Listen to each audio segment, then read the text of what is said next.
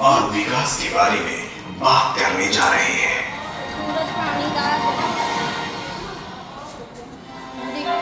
वर्तमान में माना जाता है कि एक बड़े धमाके ने लगभग 15 लाख साल पहले ब्रह्मांड और आकाश गंगाओं को बनाया था, जिसमें पृथ्वी और सूर्य सहित कई ग्रहों का निर्माण हुआ।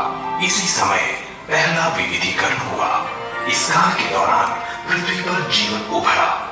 सबसे पुराने जीवाश्मों में से नीले हरे शैवाल या साइनोबैक्टीरिया थे और वो अभी भी पृथ्वी ग्रह के प्रतिबंधित क्षेत्रों में जीवित हैं।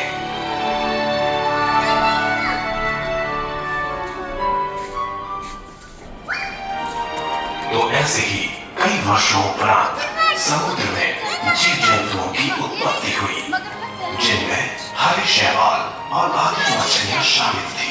इसी काल में भूमि पर पेड़ पौधे और जीव जंतु दिखाई दिए और फिर कीड़े, मकड़ियां और चौपाइयां विकसित हुई।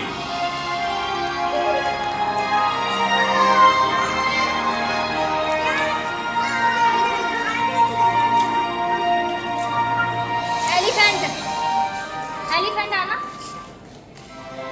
कार्बोनिफेरस समय में पृथ्वी पर पहले व्यापक वन की उपस्थिति देखी गई। कार्बोनिफेरस समय की विशेषता घने और दलदल वन वाले स्थान थे। पर्मियन समय में पृथ्वी पर जलवायु भूमि में बड़े बदलाव हुए। ट्रिलोबाइट्स और अन्य समुद्री समूह विलुप्त हो गए और छोटे सरीसृप यानी छोटे रेप्टाइल्स का एक समूह विकसित हुआ। ये ज्यादातर डायनासोर के साथ साथ प्लेट्रोसोर और मगरमच्छ के पूर्वज थे।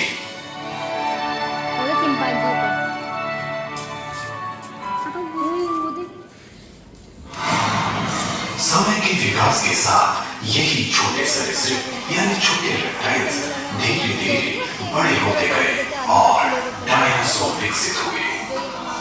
यही डायनासोर विकसित होते होते बड़े होते होते इतने बड़े हो गए कि पूरी पृथ्वी पर शासन करने लगे। इनमें पेड़ पौधों को खाने वाले डायनासोर के साथ साथ मांस का भक्षण करने वाले डायनासोर भी शामिल थे।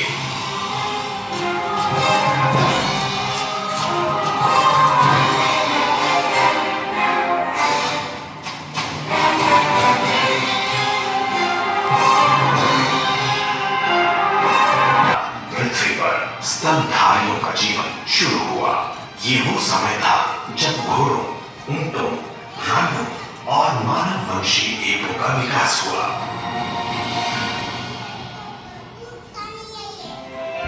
ऐसा माना जाता है कि 2.5 मिलियन वर्ष पूर्व आधुनिक आदमी का विकास शुरू हुआ, जिनके पूर्वज मानव वंशी एप थे। उस समय के ये मनुष्य 137 सेंटीमीटर के लगभग लंबे थे, जो एक जानवर की तरह थे। ये मनुष्य भोजन की तलाश में हमेशा घूमते रहते थे।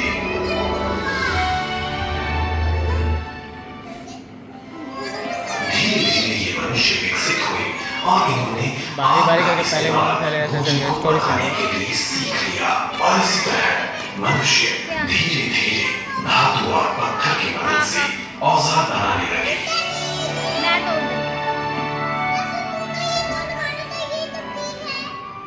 मैं तोड़ती हूँ। विकास की इस लंबी यात्रा में मनुष्य ने बीमारियों का इलाज करना सीख लिया, कपड़े पहनना सीख लिया और मृत्यु के बाद इंसानों को दफनाने लगा।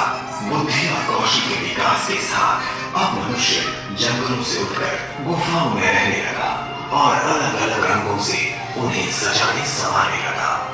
मनुष्य की इस विकास की यात्रा में चलते चलते आज हम सब वहां पहुंच गए हैं जहां आज का आधुनिक मनुष्य हमें दिखाई देता है।